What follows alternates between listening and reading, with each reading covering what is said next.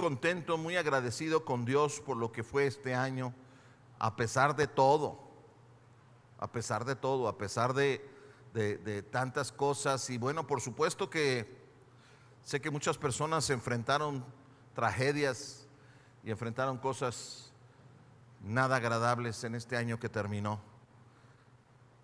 Pero que tenemos que preguntarnos: Dios, ¿qué tienes para nosotros hacia adelante? Tuvimos una linda temporada de Adviento, de Navidad, ¿no? Que ya está por terminar finalmente. ¿Alguien ya quitó el árbol? ¿Ya lo quitaron o todavía no? Ahora está marzo, ¿o cuándo?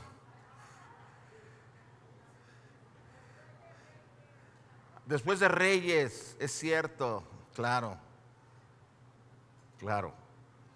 Pero a veces como que quisiéramos perpetuar esa celebración, ese sentido bueno, pues tal vez porque hay algunos días libres, porque es festivo, en fin, tal vez quisiéramos a veces prolongarlo, pero Dios siempre tiene cosas nuevas para nosotros.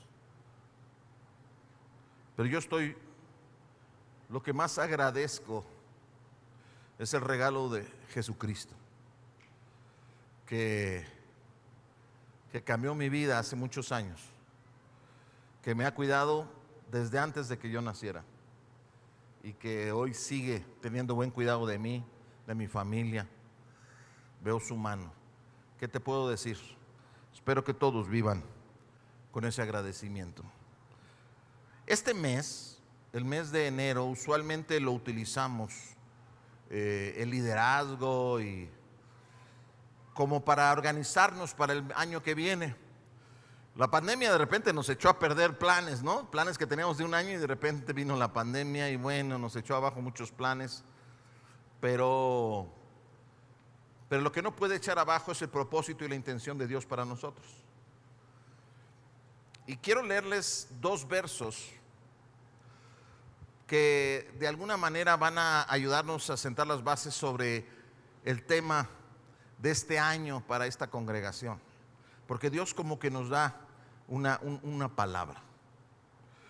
El primero está en Mateo capítulo 5, verso 16, y la segunda está en Juan 17, versos 22 y 23. Voy a comenzar por el primero. Jesús decía: hagan brillar su luz delante de todos, para que ellos puedan ver las buenas obras de ustedes y alaben al Padre que está en los cielos. Hagan brillar su luz delante de todos. ¿Para qué? Para que puedan ver sus buenas obras y alaben al Padre que está en los cielos. No es para que nos alaben a nosotros, ¿te fijas?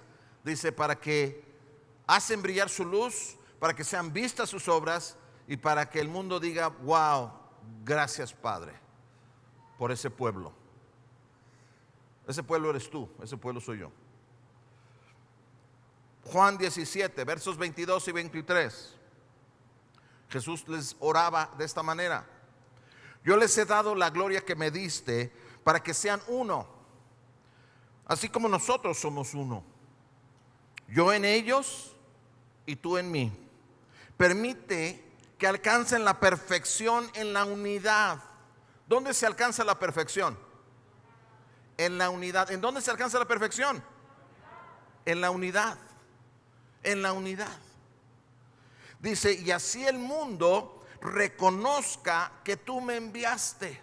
Ahora, si pensamos que la misión de la iglesia y de todo discípulo de Cristo, finalmente, que es lo mismo, es ir por todo el mundo y hacer discípulos a todas las naciones y predicar este mensaje a toda criatura, entonces dice: nuestro trabajo es que el mundo reconozca que Jesucristo fue enviado, y dice: y que los has amado a ellos tal como me has amado a mí. Aquí vemos 2 cosas: hacer brillar nuestra luz delante de todos, y luego dice que podamos alcanzar la perfección en la unidad, y así el mundo reconozca. La palabra profética que recibimos para este año es que iba a ser un año, o va a ser un año, va a ser un año de relacionarnos y volver a brillar. Esa es la palabra. Ahí están. Y de alguna manera no es que nosotros tengamos que sujetarnos a algo porque se dijo así, sino porque Dios nos va guiando. Y este año nos está llamando a eso. Nos está llamando, dice, a relacionarnos y a volver a brillar. Y yo oraba y le decía, Señor, explícame, porque francamente no entiendo todavía del todo qué significa esto. De alguna manera yo creía que era, y es verdad en parte, yo creía que era para poder tener un impacto hacia afuera, que hubiera un reconocimiento de lo que está pasando. Y dice aquí que eso es importante. Pero hay una palabra que resaltó. Si nosotros vemos los problemas que está enfrentando el mundo, la lista es muy larga, muy, muy larga. Ciertamente somos una sociedad fracturada. Lo he dicho muchas veces, a mí nunca me había tocado ver un México tan dividido como lo tenemos ahora. Ahora, yo no estoy diciendo que eran mejores tiempos o peores tiempos. Yo no estoy tratando de hablar eso y no estoy tratando de meterme en cuestiones políticas, ¿ok? Lo que estoy diciendo es que la polarización que ahorita existe entre, por ejemplo, dos bandos es tan fuerte. Yo nunca la había visto. Es tan, ¿cuál sería la palabra? Es tan agresiva, es tan violenta. Sí he visto oposición.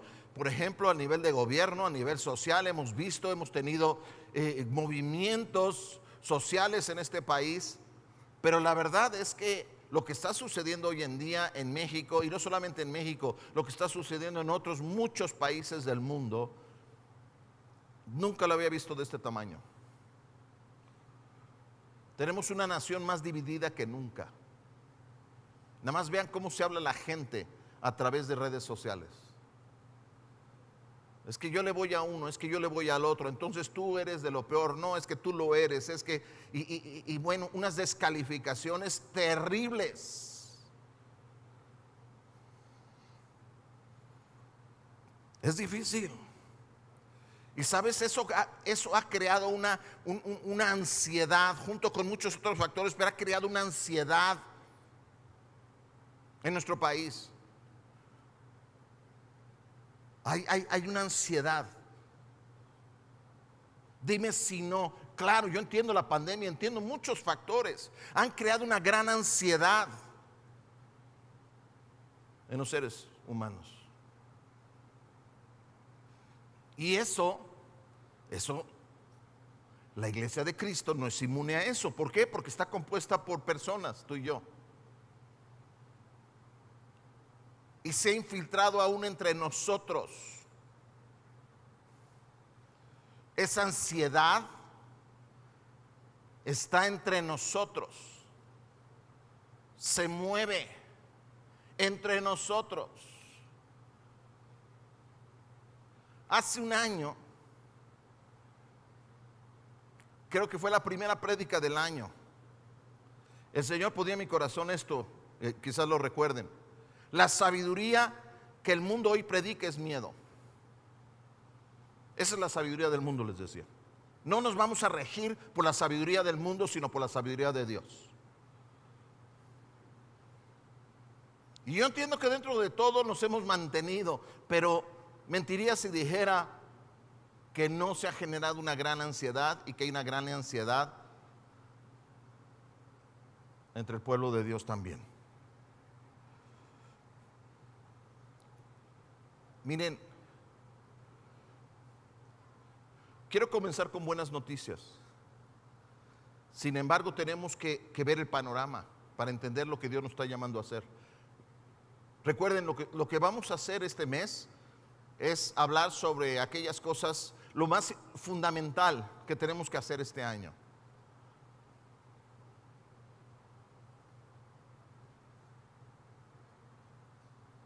Algo muy, muy peligroso está sucediendo con la iglesia de Cristo. Y no me refiero nada más a nosotros, me refiero en general.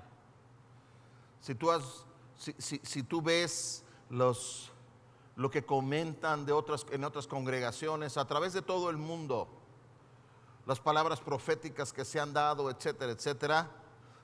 Estamos en tiempos peligrosos, peligrosos para la iglesia. No quiere decir que Cristo se ha movido, que Dios no está sentado en su trono, pero la iglesia está sufriendo. Y está sufriendo justamente por algo que acabamos de leer, porque no lo estamos haciendo. Alguien, no sé quién me decía ayer o algo así de la noticia que seguramente vieron, y no estoy por eso afiliándome a una cosa u otra, claro. Pero se acuerdan lo que sucedió en Six Flags México, ¿no? Una pareja gay besándose en la fila. Otros se quejaron, se armó ahí. Yo no estoy diciendo bien o mal, ojo, yo no estoy haciendo juicios. Lo único que estoy diciendo es que le dijeron a su comunidad, y su comunidad fue y protestó de tal manera que Six Flags cambió el reglamento. Así fue. Six Flags anunció oficialmente que esa regla que tenían ya queda eliminada. Imagínate la presión. Yo no estoy diciendo si estuvo bien, estuvo mal. Lo que estoy diciendo es que un puñado de gente dentro de una comunidad de repente va y hace presión y logran que se muevan grandes fuerzas, man. ¿Sabes cómo se llama eso? ¿Cómo se llama esa fuerza que ellos tienen? Se llama unidad. Se llama unidad. El problema, por eso Jesús decía, permite que alcancen la perfección en la unidad. Así el mundo reconocerá que tú me enviaste. Pero si no estamos unidos, no va a pasar nada. No tenemos fuerza. Y bien quisiera yo hablarles de la unidad con el resto del cuerpo de Cristo, porque somos un solo, es una sola iglesia, la iglesia universal. Y por supuesto que eso hacen, pero deja tú eso, nosotros tenemos que comenzar por la casa. ¿Y saben qué quiere decir relacionarnos y volver a brillar? Que estemos unidos. Que vamos a tener un impacto, por supuesto, pero relacionarnos con quién. ¿Qué le importa a Dios que nosotros nos estemos relacionando con todo el mundo si entre nosotros hay división? No estoy diciendo que no lo hagamos, lo que estoy diciendo es que tenemos que comenzar por aquí. Tiene que ser un año de unidad. Tiene que ser un año de unidad, de volver a brillar. ¿Cómo es que se brilla?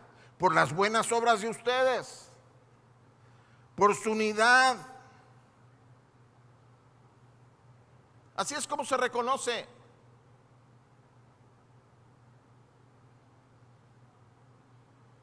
Lo que yo quiero hablarles es de la unidad.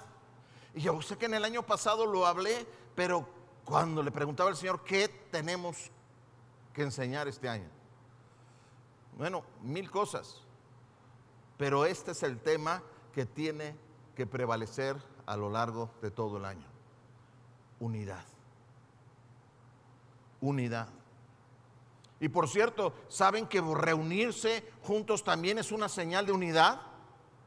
Cuando de repente le digo a mi flojera, lo siento mucho, pero me voy a levantar y voy a asistir. Sé que es más fácil verlo a través de las redes sociales, y qué bueno que podamos alcanzar gente a través de las redes sociales.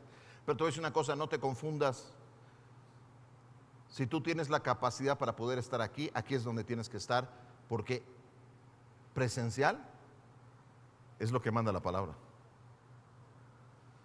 Esa es la unidad también. ¿A poco no te anima cuando ves aquí lleno de otras personas alabando contigo? Hasta se siente diferente. Es más, ¿dónde está el equipo de alabanza? Bueno, ahí están estos. Qué bueno, gracias a Dios. ¿Dónde están los demás? Sé que ya se van a sentir mal, pues siéntanse mal. Es que si no llueve, entonces voy el domingo. Espérame, el primer domingo del año. El primer domingo venimos, Señor, a establecer un precedente para todo un año. Y yo tengo otras cosas que hacer. Pero Dios, tú eres lo más maravilloso que tengo en mi vida. Señor, a ti te entrego todo, menos mi domingo por la mañana. ¿No es un poco absurdo? Pero bueno, ese no es el tema. La iglesia de Cristo se va fragmentando por muchas razones, hasta por doctrina. Siempre ha habido problemas, por eso hay tantas denominaciones. Pero la manera en que se está fragmentando la iglesia de Cristo, aún dentro de las denominaciones cristianas, es tremendo. Y hablo de todas, hablo del catolicismo, hablo de los grupos evangélicos, hablo de los bautistas, hablo de los metodistas, hablo de los presbiterianos, de la iglesia de Dios, de los pentecostales, de los carismáticos, de amistad. Hablo de todo. Doctrinas en las cuales habíamos estado de acuerdo durante 2000 años. Hoy ya no. ¿Y a qué me refiero? La iglesia ya no ve igual las cuestiones de género. Yo quiero insistir, yo no estoy atacando a nadie, todo mundo es bienvenido, pero tenemos que llamar las cosas por su nombre. Y si yo robo, soy un ladrón. Es que tengo mucha hambre, lo entiendo, pero si tú tomas algo que no es tuyo, se llama robar. Llámalo por su nombre, estás robando. Es que hay atenuantes, lo que tú quieras. No sé si me explico. Y la Biblia llama pecado a muchas cosas, y hoy la iglesia debate si lo debemos seguir llamando pecado.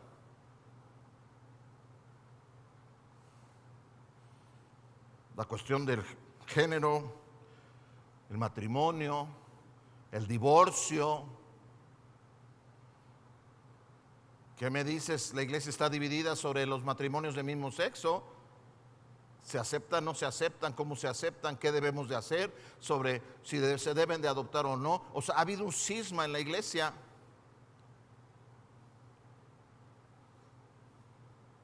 Entiendo que no son cosas fáciles. Pero asuntos como hablar de arrepentimiento. Yo el otro día escuchaba una predicación de una congregación. No sé si era Brasil, creo que era en Brasil,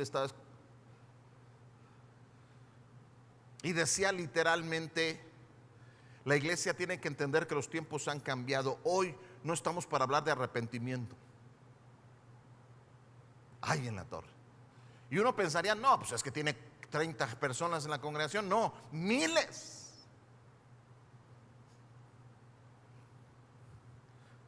No hables de la sangre de Cristo porque es grotesco.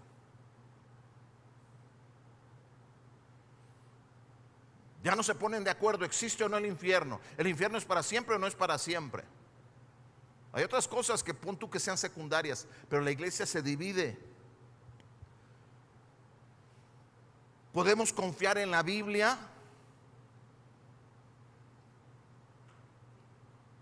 Yo recuerdo hace algunos años un amigo mío,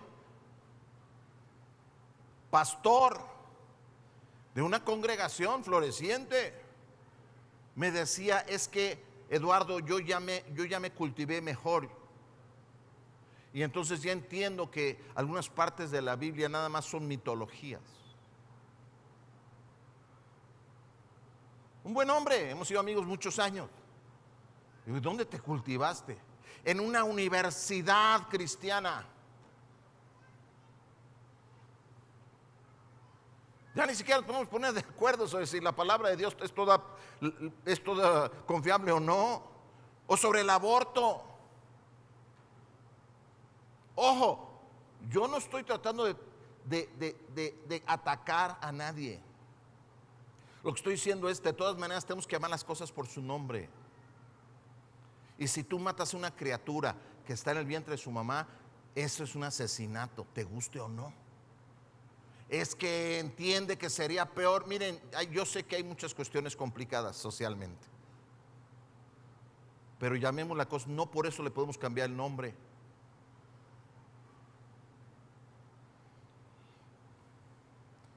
O sea,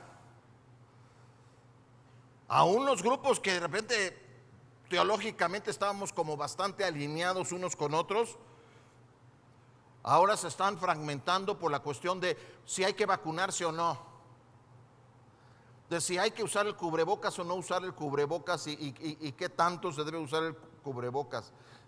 Política. Hijo, yo creo que lo más absurdo que puede pasar en la iglesia de Cristo es que nos dividamos por política. Y ya no nos soportamos porque no creemos igual y somos la iglesia de Cristo. Y no hay que ir más lejos, estoy hablando así como de Juana, pero Chana, espero que lo entienda. Porque eso pasa entre nosotros. Porque tú ya no soportas a los que no son de tu partido político.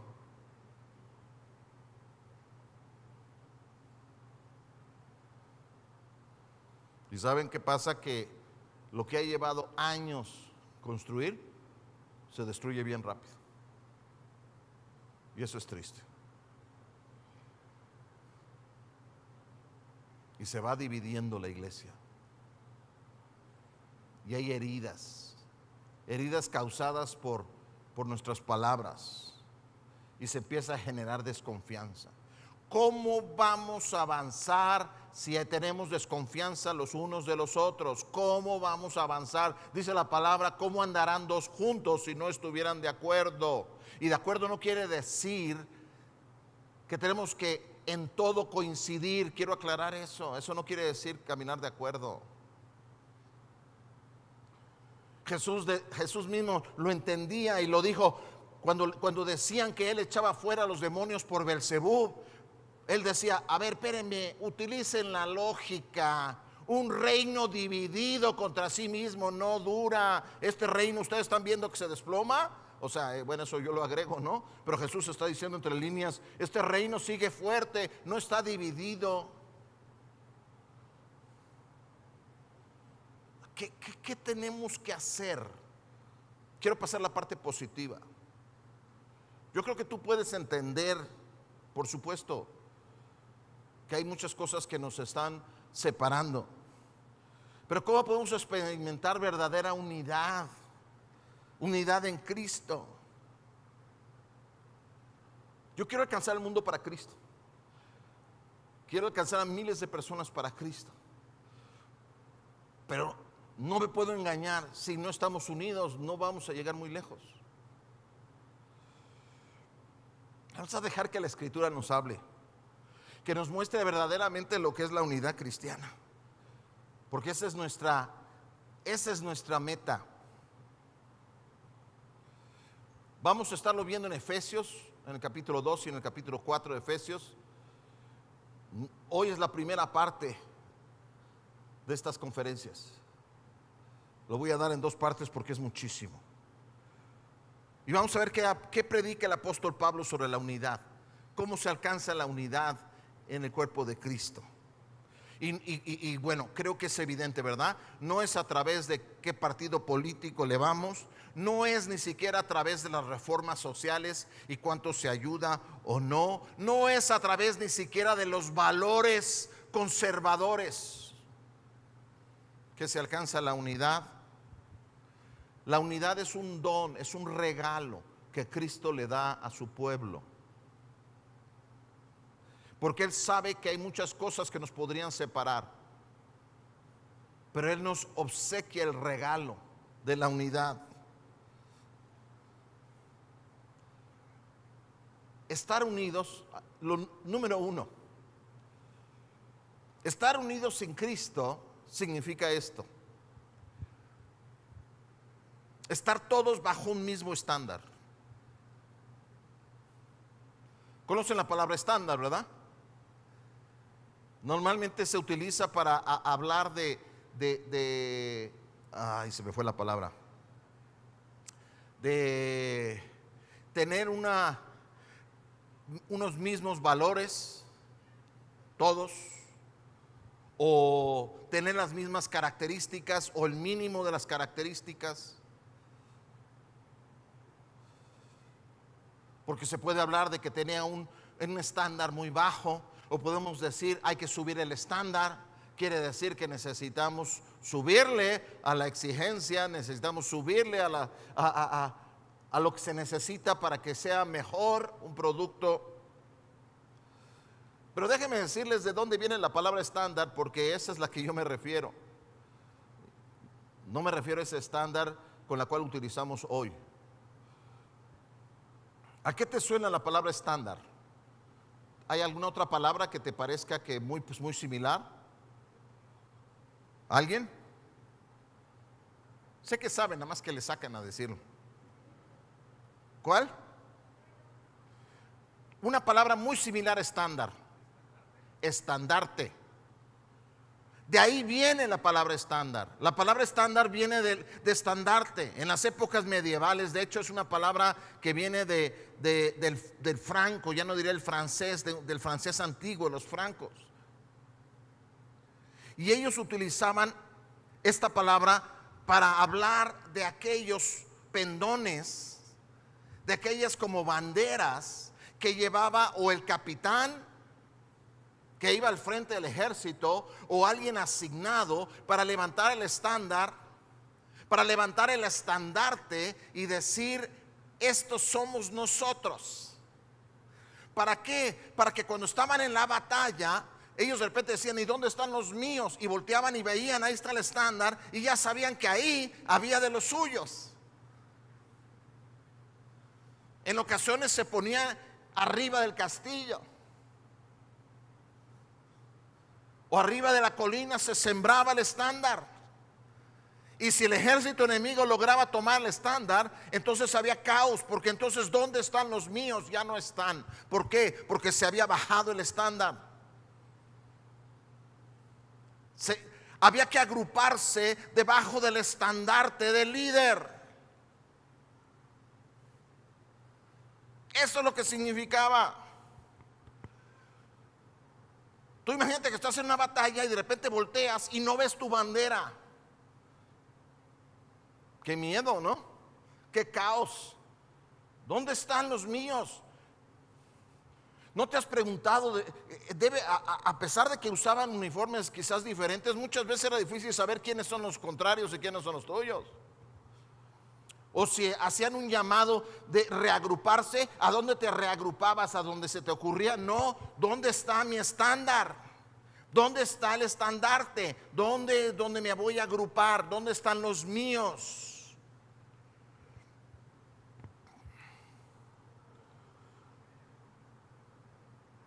Nosotros, estar unidos en Cristo quiere decir que nos reunimos debajo de un mismo estandarte, de un mismo estándar.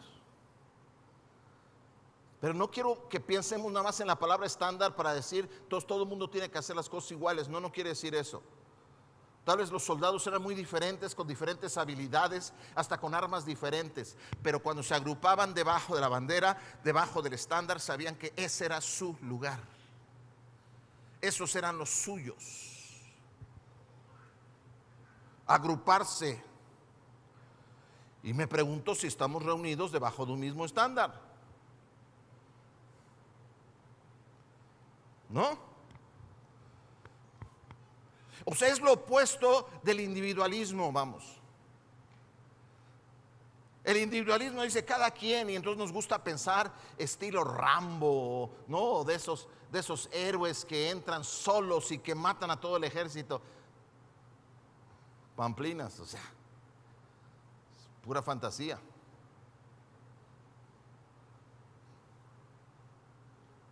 Pero si yo me agrupo con los míos debajo de mi estándar, entonces ya sé que todos los que están aquí, porque un enemigo no quiere pararse debajo de esa bandera. Entonces ya sé que están aquí. Tal vez no te conozco, pero estás debajo de la misma bandera.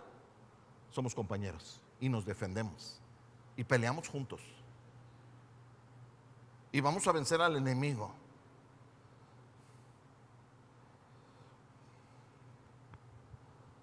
Unidad significa que nos reuniremos bajo un mismo estándar.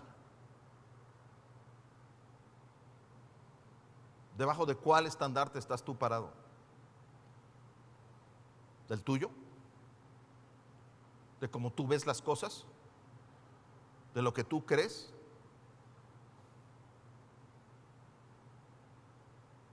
La mayoría piensa que encontrar la unidad es que encontrar personas que son afines a ellos. Pero eso no es cierto. Porque nadie es exactamente como yo. Nadie. No voy a encontrar personas igual que yo. Porque cuando me hicieron a mí rompieron el molde.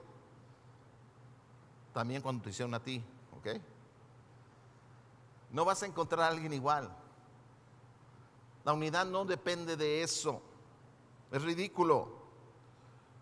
Precisamente, escúchame, la unidad significa identificarme con alguien que está afuera de mí.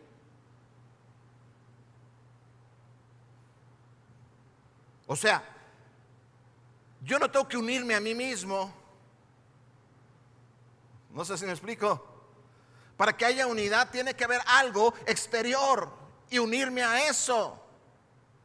Esa es la definición de unidad. O sea, quiere decir que somos personas diferentes, con diferentes gustos, con diferentes inclinaciones, con muchas cosas, pero decidimos andar juntos.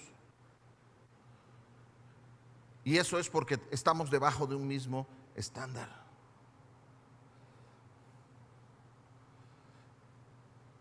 Entonces yo tengo que identificar, no digo que no, tengo que identificar algo en los demás que sea el estándar común que tenemos todos. Porque eso es lo que puede permitir que una diversidad de personas puedan reunirse. Eso es lo que puede permitir que, a pesar de que yo no conozco a mis hermanos del otro lado del mundo, con otra cultura totalmente diferente, yo pueda unirme a ellos. Ahora, quiero aclarar algo. También se puede uno unir por las razones equivocadas. Uno puede tener unidad para cosas malas. Entonces hay que ver cuál es el estándar. ¿Cuál es el estándar correcto? Eso es precisamente lo que el apóstol Pablo está definiendo en Efesios, en el capítulo 2 de Efesios. Porque ellos estaban usando un estándar equivocado para tratar de unir a la iglesia. Y la iglesia se estaba dividiendo. Y todos creían tener la razón. Porque si queremos, mira, a veces no comprendemos lo actual que es la Biblia. Si queremos hablar de división, de falta de unidad, de odio, de encono, no tienes que ir más lejos. Ve lo que sucedía entre judíos y gentiles. No nos podemos imaginar lo difícil que era eso. No tenemos ni siquiera en nuestra cultura algo semejante a eso.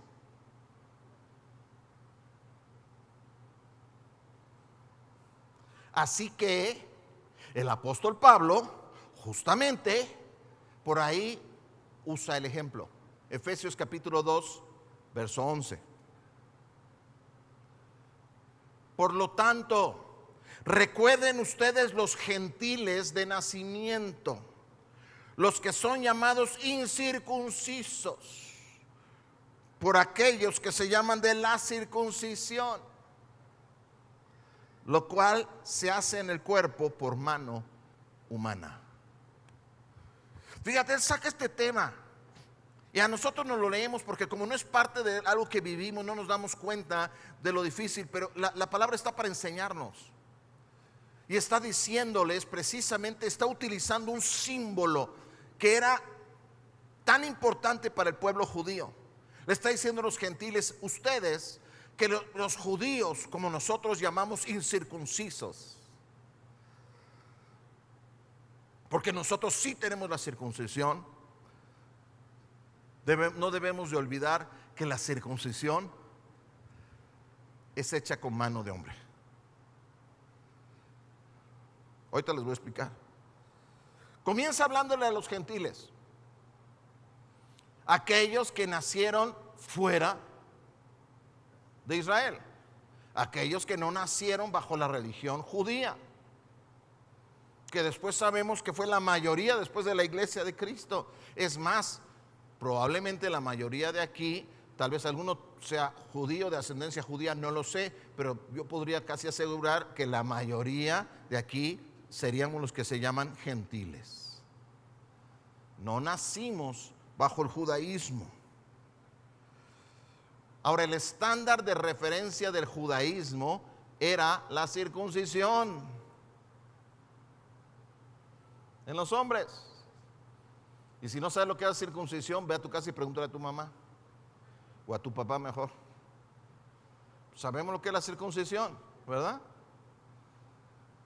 Y desde tiempos ancestrales Dios lo dio como una señal a Abraham, para que de ahí en adelante todo el pueblo siempre llevara como señal, los varones llevaran la señal de la circuncisión, porque eran pueblo del pacto de Dios. Ahora, me voy a detener aquí porque tenemos que entender la fuerza que esto tiene para entender también la fuerza de la unidad. Los romanos y los griegos aborrecían la circuncisión. ¿Ok? La aborrecían. Decían que era innecesaria y era aborrecible. No pueden leer los libros de historia. Desde los griegos y los romanos ellos decían la circuncisión es más, se burlaban de los judíos por estar circuncidados. Por ahí hay un escrito que leí hace ya bastante tiempo, pero donde una mujer decía, es aborrecible un hombre que se haya circuncidado. ¿Por qué? Porque tenían tan metido culturalmente cómo debían ser las cosas. Y los judíos tenían otro punto de vista. Bueno, Flavio Josefo, el gran historiador judío que escribió para los romanos, decía que los romanos se reían de él y se reían de otros judíos que estaban circuncidados. Se reían literalmente.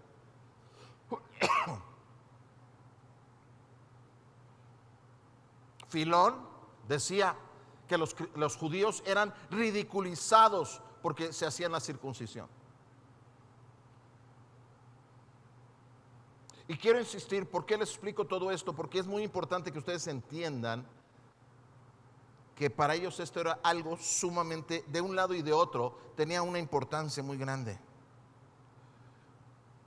Imagínate lo que pensaban los gentiles de los judíos por ese detalle.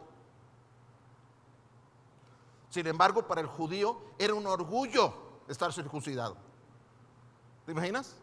Lo que para un pueblo era una vergüenza, para el otro pueblo era un honor. Y de repente se unen en Cristo. Dice la palabra que cuando fue Timoteo, que era gentil, que andaba con Pablo, que era judío, que cuando fueron a Jerusalén lo espiaban. O sea, cuando iba al migitorio, lo espiaban para ver si estaba circuncidado.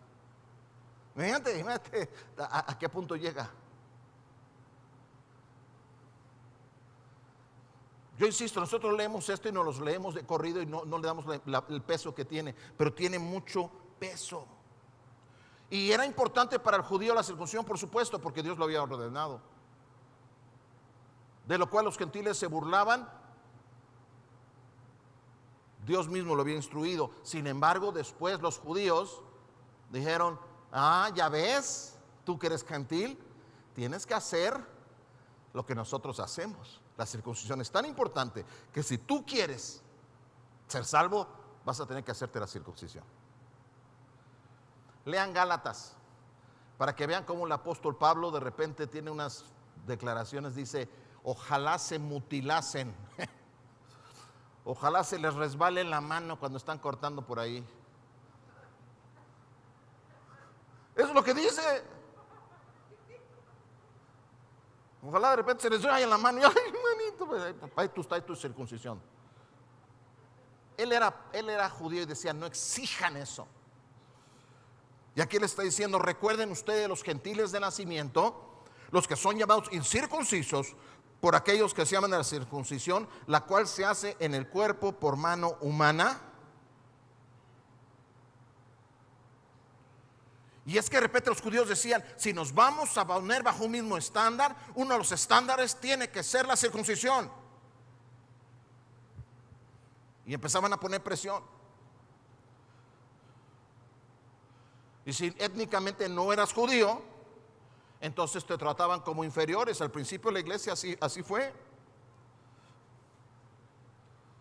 Es que a veces hay cosas tan absurdas que nos dividen como cristianos. Y decimos, es que no puedo creer que tú estés aplicando las escrituras de esa manera.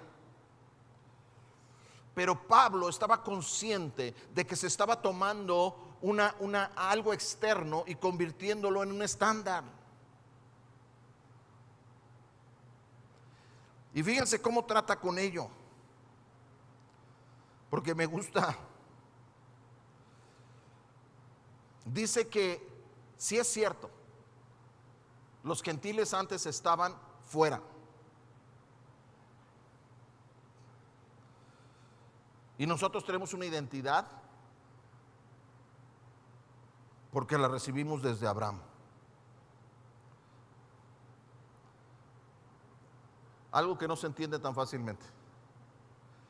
Cuando dice con mano humana, esa referencia, y seguro que esto lo entendían todos, recuerden que la escritura, también las escrituras del Antiguo Testamento se habían traducido al griego. Y aunque en las sinagogas se leía en el hebreo, también era común que pudieran leer las escrituras, eso se llama la Septuaginta. Y también era común que pudieran leer las escrituras en griego. Esta palabra, esta expresión cuando dice con manos de hombre, es la misma expresión que se utiliza a través del Antiguo Testamento cuando se habla de crear ídolos. Cuando dice son ídolos hechos con manos de hombre. Y entonces está diciendo en pocas palabras, su circuncisión lo han convertido en un ídolo. Y bueno, eso te aseguro que se indignó más de un judío cristiano, porque le están diciendo, tú estás creándote un ídolo. ¿Te imaginas un judío escuchando que lo que durante tanto tiempo fue como la señal del pacto, ahora lo estaba convirtiendo en un ídolo? Yo creo que algo que tenemos que aprender es esto: la unidad jamás vendrá por mano de hombre. No es por lo que tú creas o yo crea, es por aquel que nos dio la unidad. Él es el estandarte. No puede venir por mano de hombre, porque creamos nuestros ídolos. Creamos nuestros ídolos. Y a través de la historia la iglesia cristiana ha creado sus ídolos. Sus vacas sagradas, dirían en la India, ¿no? Aquello que no se puede matar, aquello que tiene que estar ahí siempre. Esto tiene que ser la constante. ¿Quién dice? ¿Qué dice Cristo? A veces rechazamos por nuestras propias ideas preconcebidas, por los ídolos que hemos creado, de lo que debe ser, lo que no debe de ser. Tenemos la escritura, es cierto, pero nuestro estandarte, ¿cuál es? Pablo está diciendo, tienen el estandarte equivocado.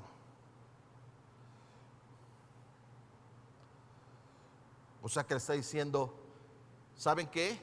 Si ustedes quieren tomar como símbolo de unidad la circuncisión, y que si todo el mundo se circuncida entonces van a estar unidos, están equivocados. Ese no es símbolo de unidad. Efesios capítulo 2, verso 12 en adelante. Sigue diciéndole a los gentiles: recuerden que en ese entonces ustedes estaban separados de Cristo, excluidos, sí, de la ciudadanía de Israel, ajenos a los pactos de la promesa, sin esperanza, sin Dios en el mundo. Por supuesto que sí, lo está diciendo a los gentiles. Todo eso se lo dio Dios a su pueblo escogido, a los judíos, es cierto. Sin embargo, dice, pero ahora en Cristo Jesús, a ustedes que antes estaban lejos, Dios los ha acercado mediante la sangre de Cristo. Porque Cristo es nuestra paz. Y de los dos pueblos ha hecho un solo, derribando mediante su sacrificio el muro de enemistad que los separaba.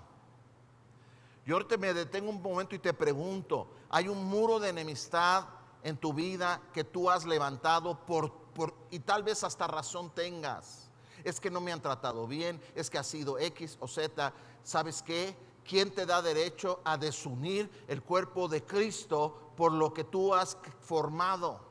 Es que lo han formado otros, será el sereno, pero no ninguno de nosotros, sea, dice, circuncidado o no circuncidado, tenemos derecho a dividir el cuerpo de Cristo. Pues anuló la ley con sus mandamientos y requisitos. Y esto lo hizo para crear en sí mismo de los dos pueblos una nueva humanidad para hacer la paz. Dice, ya no tiene que ver con ser judío o ser gentil. Para reconciliar con Dios a ambos en un solo cuerpo mediante la cruz por la que dio muerte a la enemistad.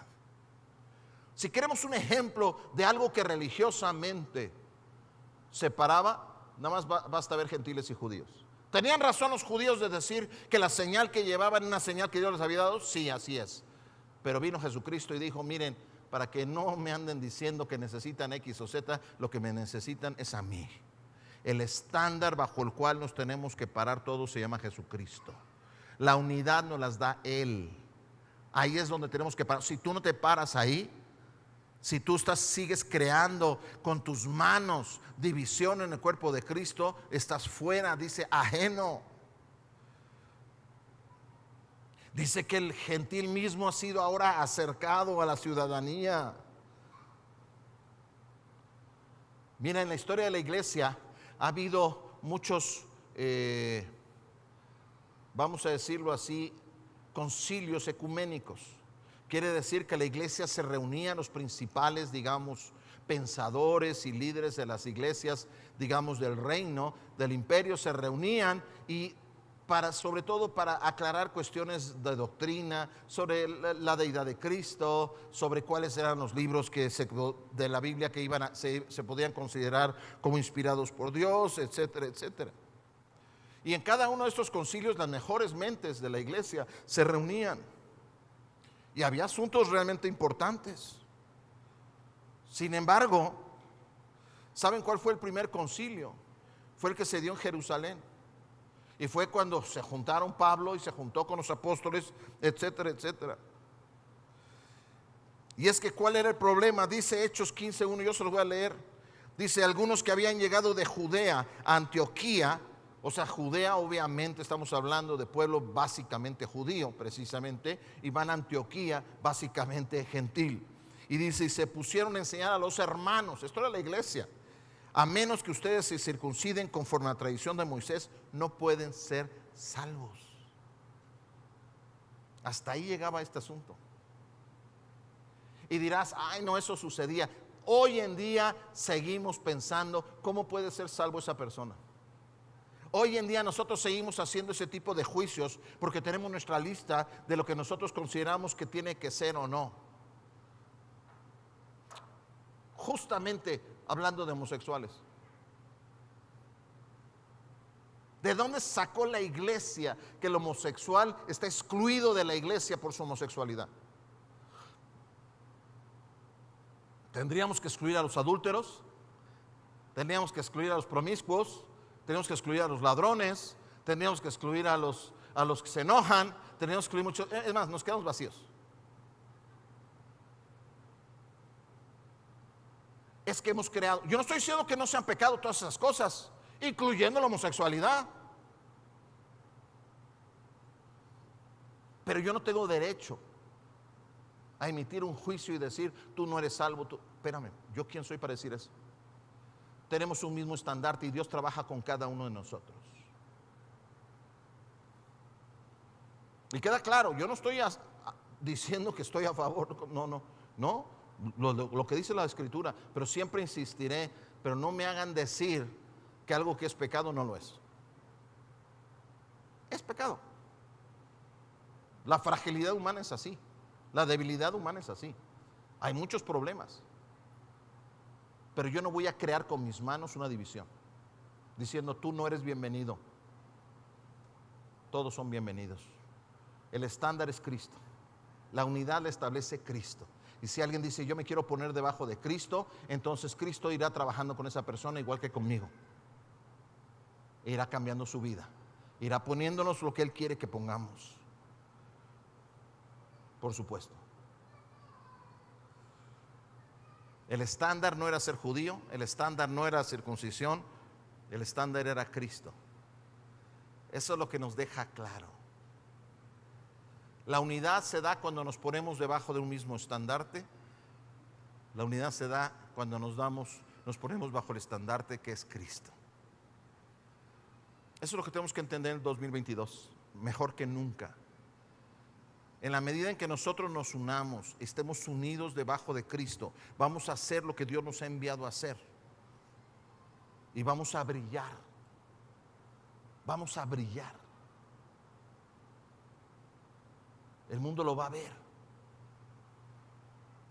Hay una gran necesidad de pertenencia en la sociedad. Y si quieren unir a algo, no donde estemos haciendo juicios, sino donde estemos abriendo brazos y decir, conoce a Cristo.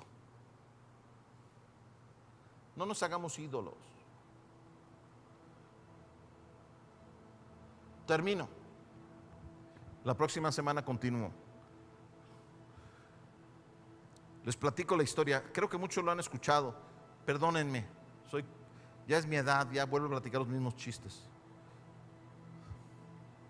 Allá en una aldea en la India, un hombre, había un templecillo hindú y no tenían sacerdote o hindú. Y en la celebración importante de ese pueblo, una vez al año, venía desde muy lejano, subía al monte, al pueblo, un sacerdote hindú para hacer las fiestas. Como ustedes saben, en la religión hindú los animales tienen un valor muy importante porque puede ser, como creen en la reencarnación, puede ser que en algún animal haya reencarnado a alguien. Y había un viejo gato que se paseaba por el templo y nadie le decía nada. Nada más que había un problema.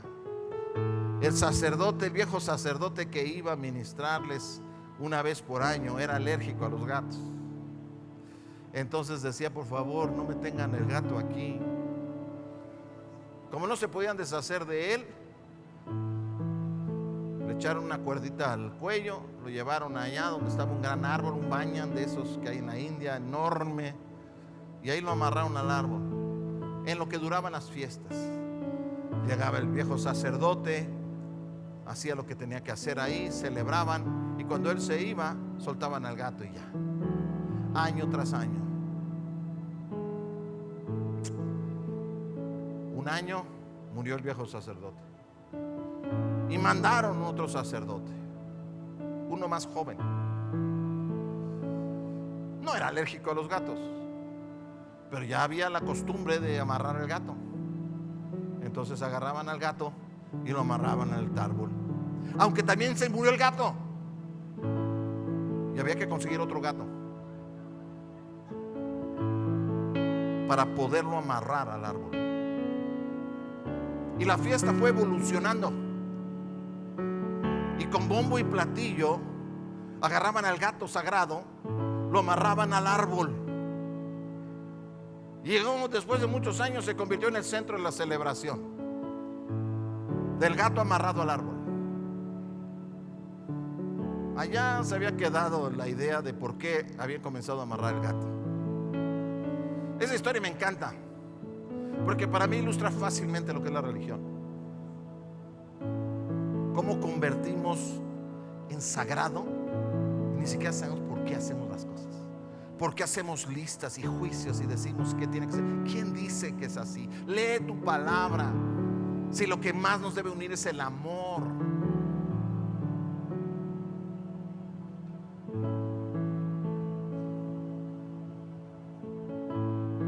Ya no tengo más que decir. Ya no estén amarrando al gato, hombre. No es eso lo importante. Lo importante es dar un mensaje al mundo y decirles: ¿saben qué? Aquí estamos, les amamos. Es más, no les digas que aquí estás, ve por ellos. Ve y dile: ¿sabes qué? Eres bienvenido. ¿Cómo he escuchado personas que de repente me dicen: no, es que si vieras a mi cuñado, es bien borracho, es que hace esto, hace lo otro y no sé qué? Le digo: ¿y es cristiano? Entonces, ¿por qué no? Entonces, ¿qué te extraña, hombre? O sea, al pescado primero lo pescas, después le quitas las escamas. Ahí estamos tratando de quitar las escamas y todavía ni los pescamos. No estoy diciendo que esté bien que sea un borracho. Lo que estoy diciendo es: si no tiene a Cristo, es lógico, hace lo que con su mano crea.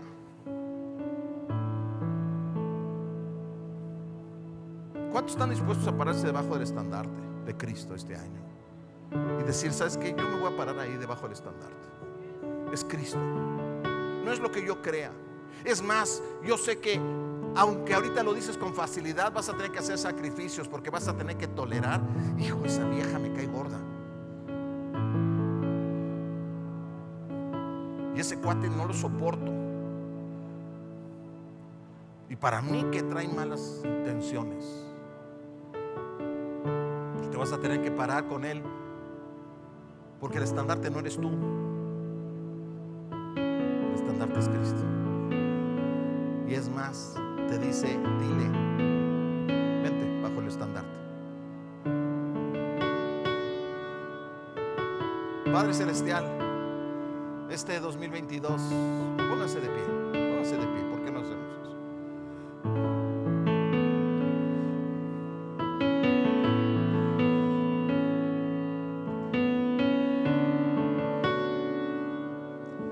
Este 2022, Señor, queremos que sea diferente.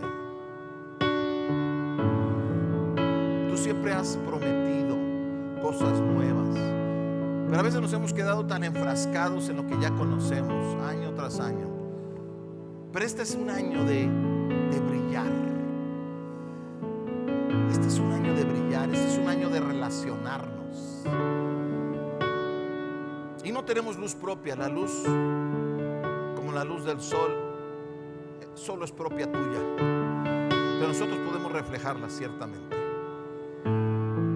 Y, Señor, queremos que Amistad Live en Cuernavaca y en todas partes sea luz, brille intensamente. Por eso, Señor, yo me comprometo, y díganlo conmigo, yo me comprometo a pararme debajo del estándar correcto. No es el mío, es el tuyo, Señor. Es Jesucristo. No son los ídolos que yo pude haber creado. Solo eres tú, Jesús, que eres el autor y el consumador de mi fe. Sé que tú tienes reservadas cosas maravillosas para cada uno de nosotros, si tan solo obedecemos. Donde hay unidad, donde hay armonía entre los hermanos, ahí es derramada la unción del Espíritu.